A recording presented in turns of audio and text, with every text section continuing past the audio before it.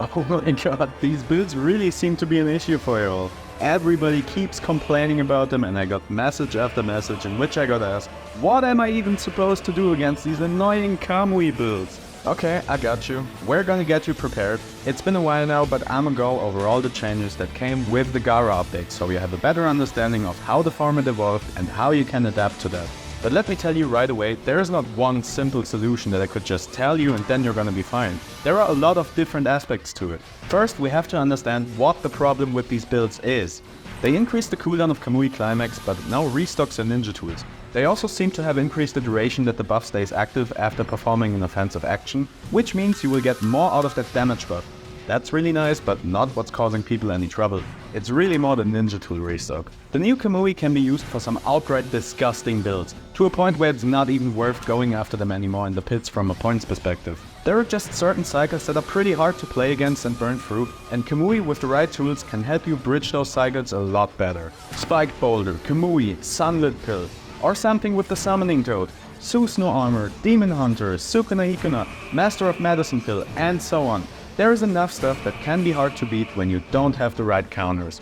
But let's say you have, for example, a super armor counter on your build, you counter an enemy demon hunter, well, now they have the Master of Medicine Pill and are right back up in your face. When that is over, they have the Kamui to bridge some time and reset their pill to use it again, and until that runs out, their demon hunter is already about to be back up again.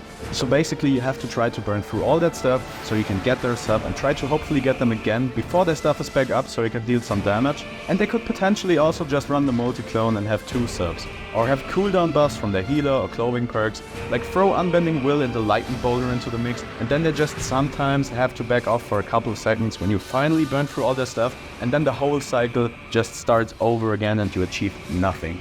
Then a lot of times they just keep healing while you're sweating your butts off to get through that whole build construct around them, to even scratch them a little, and all that while not trying to get willed down yourself. And in a team setting with builds like that, they can just constantly apply offensive pressure to make space for their team so the DPS can do their job. It can be really powerful. So I really get why you guys are struggling, but you don't have to. Like, every build has a weakness. They can't have everything. If they have a lot of sustain or some infinite super armor cycle or something, they might be lacking range or DPS on the other side. Like, who even told you that you have to give them value from it? You can just let it run out and don't give them any value at all. Then they are already 1 resource down, while you still have everything. That's already an advantage before the fight even started. And from there on, you want to keep making positive trades to generate a resource advantage and build momentum. You're gonna be able to punish them at some point. It's just once you have the resource advantage, once they are a jutsu down and you not, once they lose a sub, that's when you need to work. That's when you need to apply pressure. The clock starts ticking, that's your window. And then again, in a team scenario, if you can just keep avoiding them because they're faster than the defense type while you fight the rest of them as a team, they basically achieved nothing. And if you then, while you do that, can hit them just on the side with something that counters their Kamui or something, like when you're using a Cooling Breeze anyways as a combo extender or to stun an enemy, and you can hit that defense you've been avoiding as well, potentially countering their Kamui or another one of their moves, that's insanely high value. So that is something that you want to practice. Staying aware of the situation, staying aware of enemy cooldowns, being able to dodge another incoming enemy mid-combo or while you're trying to fight another person. Just don't tunnel on single enemies. There are a couple of things that will counter Kamui: Youthful Roar, Cooling Breeze, etc. My boy the Recrin Jr. made a whole video about what moves can counter Kamui. That's definitely gonna be useful for you to know. Go and check that one out later. A good thing is that we have 4 loadout slots each during a match, so it's 16 builds on each team. It's a 4v4 game, so you don't have to bring all the counters for everything yourself. You just need to have enough counters across the team to get the problematic things checked together. Okay, so you want to be prepared, but oftentimes it's really not the Kamui itself you need to counter. It's the things around it that get problematic through the Kamui and the synergy with it. So it's more moves like Crimson Drizzle that doesn't counter Kamui but counters a lot of other things that are commonly used alongside it, like Subterranean Voyage for example. So you rather want to focus on countering the things that come along with it. If they are charging at me with super armor and I can catch them with a Silent Strangle and can kill in one go with some one-shot combo off of that, I don't care for the whole cycle or for the Kamui at all. I just need to counter one thing, catch them once, and the thing is over. Being able to empty or block their sub can be really helpful with that. The only thing you need to watch out for with the Kamui itself is their chakra jumps, especially if they run outfit sets that boost them even further. And to not ult them when they have Kamui ready, that's just gonna make you look dumb. The other type of build that is hard to deal with is when they just use the Kamui alongside tools that are just very useful on their own. Like, oh, Black Staff or Lightning Fan are really strong ninja tools. Let me have twice the amount of them, you know? You just want to keep them in mind, don't make any mistakes, don't let them bait you in and punish you, watch your blocks, your dodges, and only go in when it's safe or when you can outnumber them. It's no shame if you have trouble to deal with a defense type on your own. They are designed to be good at controlling multiple enemies, and to achieve that, they have to have an easier time dealing with a single enemy. So maybe that's just not as smart to take them on your own if you find yourself struggling. So to sum it up, don't give them any value from their bullshit if you don't have to. If you can't just kill them in one go with some cheesy one-shot or infinite subblock combo, school your awareness and learn to avoid them while still maintaining useful in a team fight. Have enough counters on your team, not necessarily for the Kamui, but for the things around it. Try to make positive trades and try to push when you have a big enough resource advantage or they have no sub. Celestial Air Slice is an interesting one too. A lot of people got that one wrong because it was weirdly worded in the patch notes, but they basically reduced the stun duration. So it's a nerf, although it was listed as a buff. They increased the projectile speed and tracking of Super Shark Bombs so it will hit easier. And they reduced the cooldown of the Minotaur barrier by a whopping 25%. That's actually huge, especially when you look at the fact that it has already been really good in base battles before. Chidori and the Beast Lion Scroll have an even lower cooldown now, which will make them just all around more efficient. Icicle Swallow is harder to interrupt now, and Angelic Advent went from a 12 to a 16 seconds cooldown. That's like a 33% increase. Yeah, it was about time that they realized how stupidly overpowered this jutsu can be. I think it's definitely justified, and guess what, it's still an absolutely amazing jutsu. People usually just don't know how to use it right. But there are a few ways to keep getting these spam combos in consistently, so the DPS is kinda crazy if you run it with bonus ninja tool damage.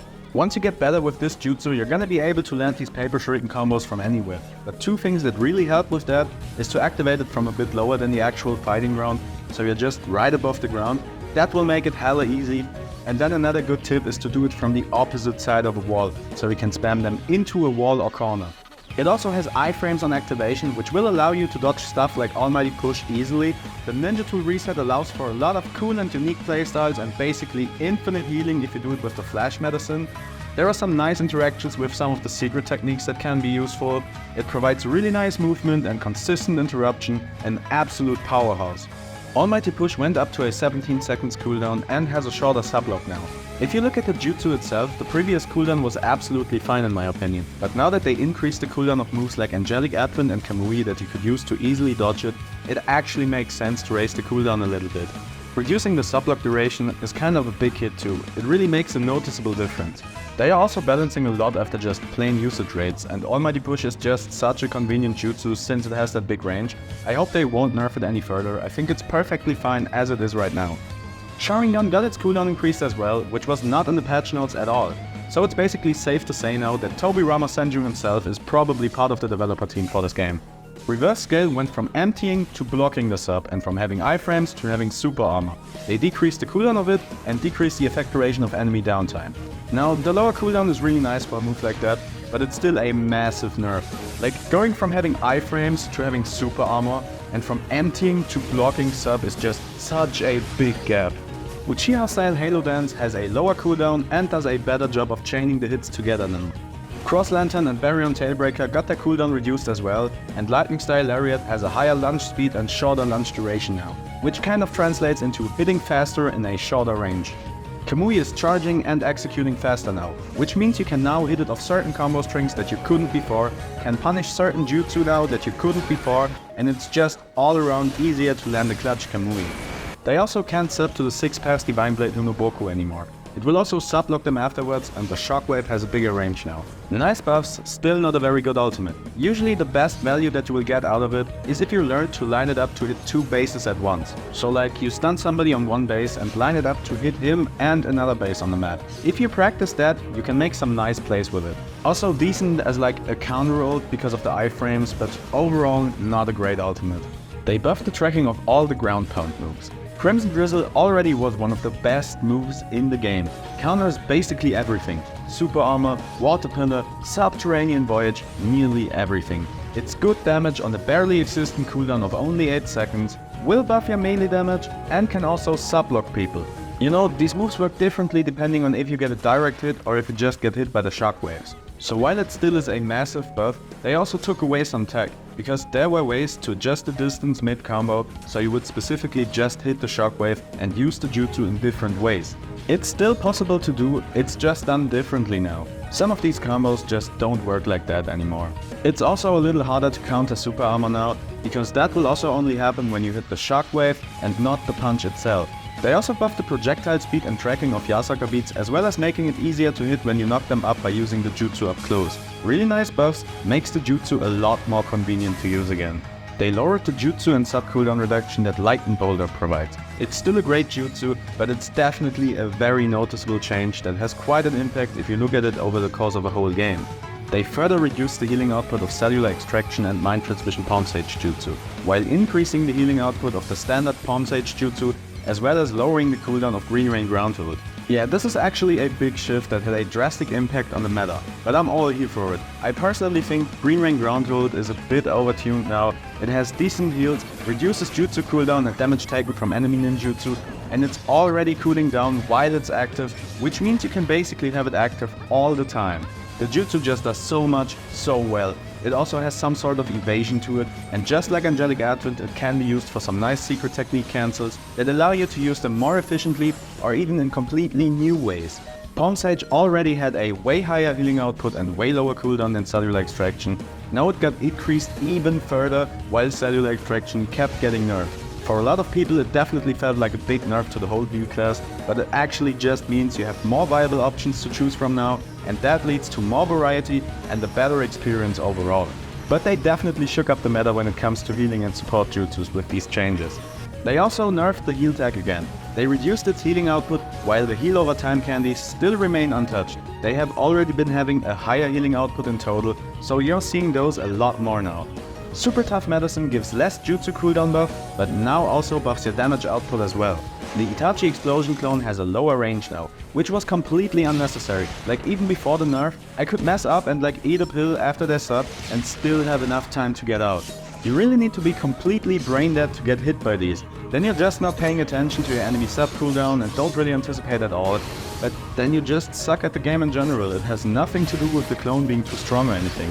Matter of fact, it's the worst or second worst sub in the game, so nerfing it is completely dumb. But I guess that comes down to usage rates again. Let's face it, most people online are pretty trash at the game, so you'll always be able to catch some noobs with this who are dumb enough to keep beating on your subs. So I guess in people's perception, it's a lot less of a trash sub than it actually is. The only real exception to that are attack types with a tracking buff, because they will make you block after they sub. They might also have a Sharingan or Shadow Clone tool to mitigate the extra long cooldown of the sub, but even then it's just not something that's particularly problematic. The cooldown and stock info for ninja tools are now displayed when you look at them in the end, which already should have been there from the get-go, but I'm just glad we have that now. You can now block or attack faster after connecting with the ground or a wall, so it's less need for animation cancels at this point, but it's still a lot faster if you animation cancel, so nothing really changed in that regard. They also seem to have changed how some of the buffs interact with each other, because from how I remember it, if my team had a spam scroll and I used Light and Boulder, I lost the cooldown buff of the scroll because it got overridden by the Light and Boulder buff. But now I get the scroll buff back after Light and Boulder wears off if the scroll is still active. I don't know if it only affects scroll buffs or if it's all kind of buffs in general or just certain ones, but they seem to have silent patched something there, if I'm not mistaken. God, I hate that. They still just can't properly communicate all the changes they are making to the game. Because low-key one day you're not thinking much and then you realize that all of a sudden core game mechanics have changed. Bruh, ain't no way. If you're already making patch notes, then at least tell us about all the changes made and don't only list half of them. Anyways guys, that's pretty much it. I'm not even sure if I can get this video out before Zasuri drops, but I know you guys needed this video and I also wanted to have Season 7 complete and not just skip one just because I'm late. Peace out and never forget, if it has a health bar, it has to die.